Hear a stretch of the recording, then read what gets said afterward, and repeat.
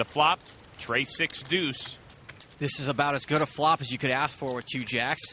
Prahlad still has to worry about Jason having an overpair. Good flop for jacks, but if Jason fires big here, Prahlad won't have an easy decision. If Jason wants to continue to rep a big hand, he's going to have to fire.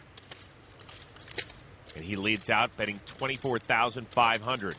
This bet is actually smaller than Jason's last pre-flop bet. Although with a player like Jason, he could play aces or kings the exact same way. This is what makes poker such a great game. Prahlad's got a very strong hand. It's a good board for them. But because of Jason's aggression, he's still got a decision to make. He could easily let this go, or we could see him ship it all in.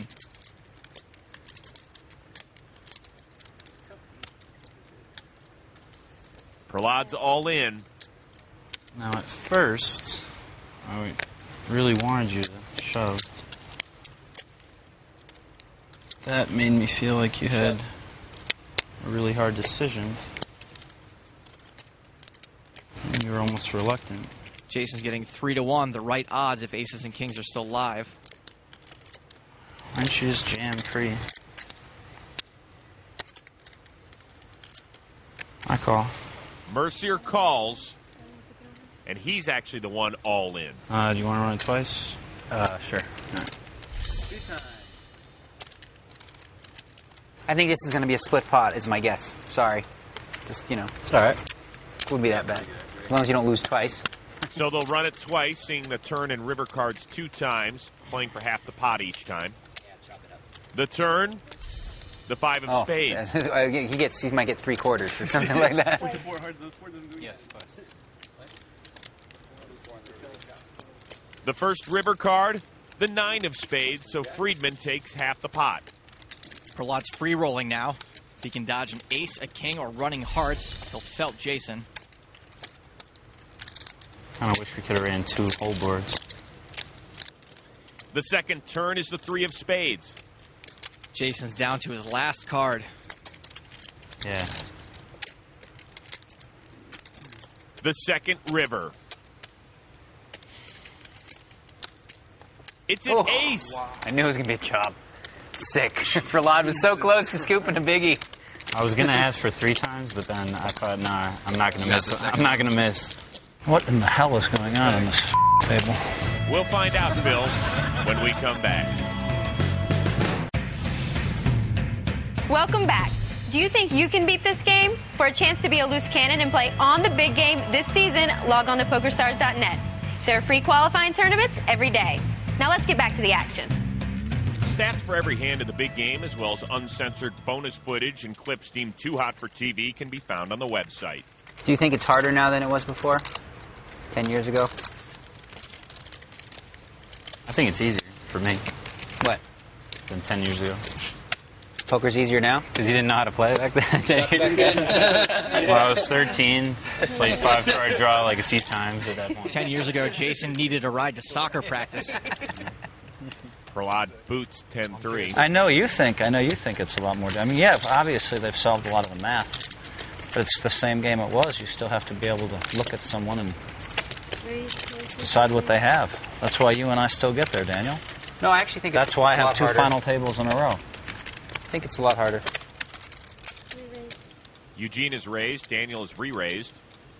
Daniel knows Eugene's a pretty active player. Now on to Jason. Ace-8 offsuit in the big blind. Daniel's made a pretty good point. The average poker player these days knows a lot more than they did 10 years ago.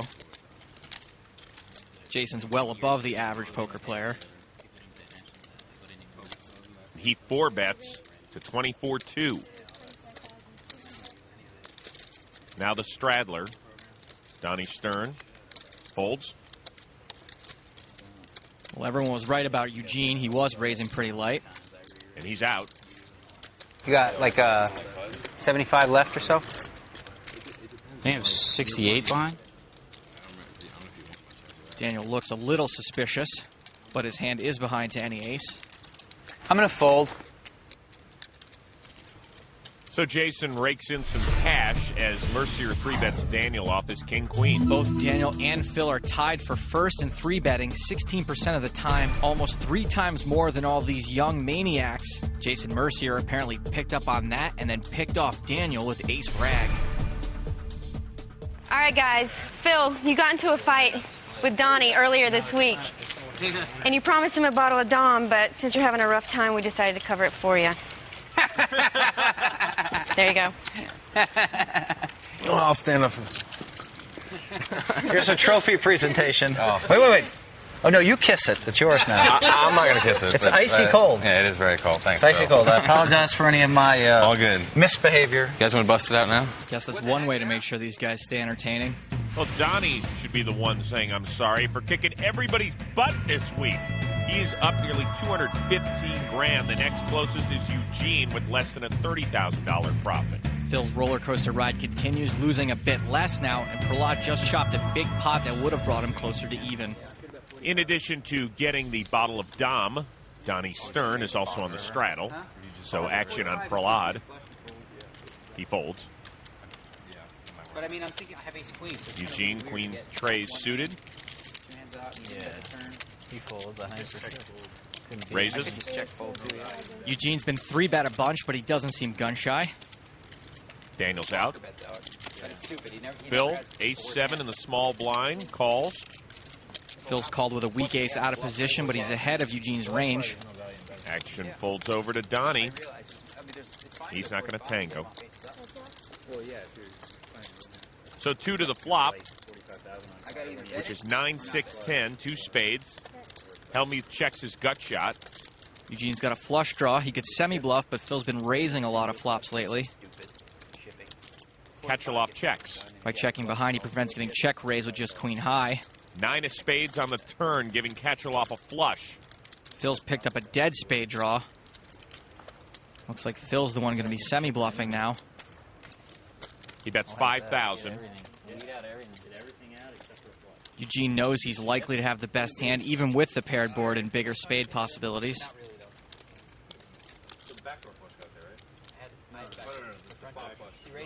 Eugene just calls. Phil's dead to the 8 of spades, which would make him a straight flush. It's not the 8 of spades, it's the deuce of clubs. Helmuth checks. Eugene's going to want a value bet.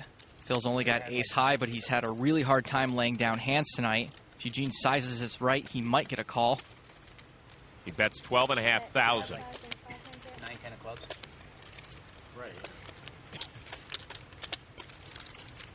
Looks like he's actually considering a call with this bet. Phil may be trying to convince himself that Eugene has a hand like Queen Jack or King Jack with 1 spade. 2,000 rounds. It's a straddle. That's like 5 rounds. 10,000. All right. Phil calls. And Eugene shows the win. Or if you're Phil, a loss. Tick, tick, tick, tick, tick, tick, tick, tick. Of course, I can't beat the queen 3. No way. I'm going to need a little makeup over here. Somebody is perspiring. We're back after this.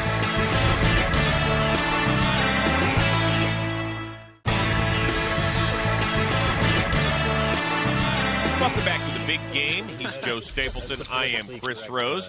We have reached the final stretch this week. So Donnie and Phil are this close to sharing special memories over Dom. We'll be wheeling in a fireplace shortly. Friedman straddles. Action on Katcheloff. Ace-queen suited. Raises to 3,000.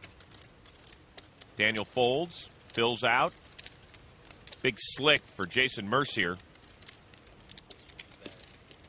Jason could flat call or he could re-raise.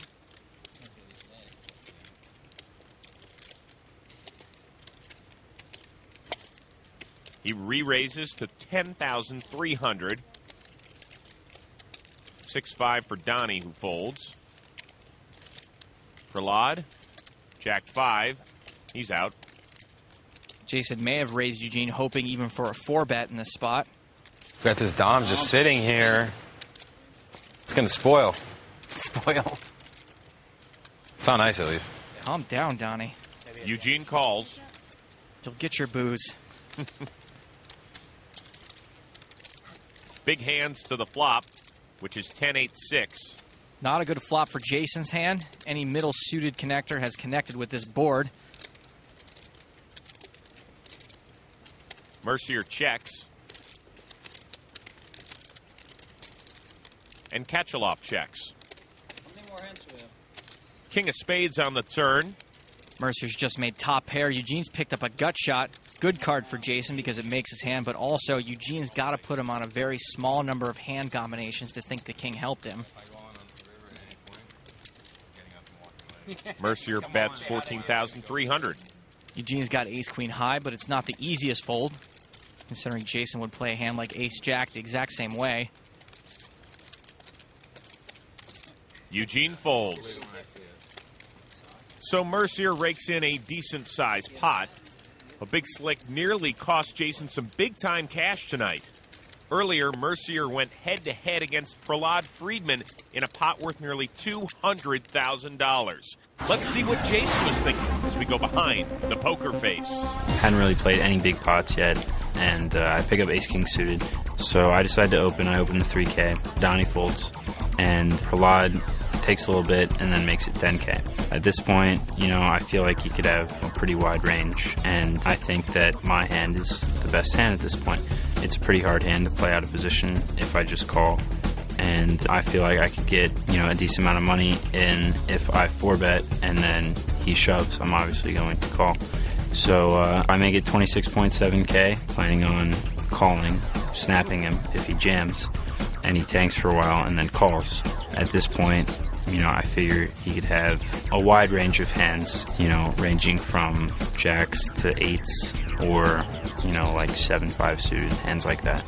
So when the flop comes out, 2-3-6 rainbow, I really didn't feel like he would have a big pair. I really felt like it was leaning more towards a hand that he's like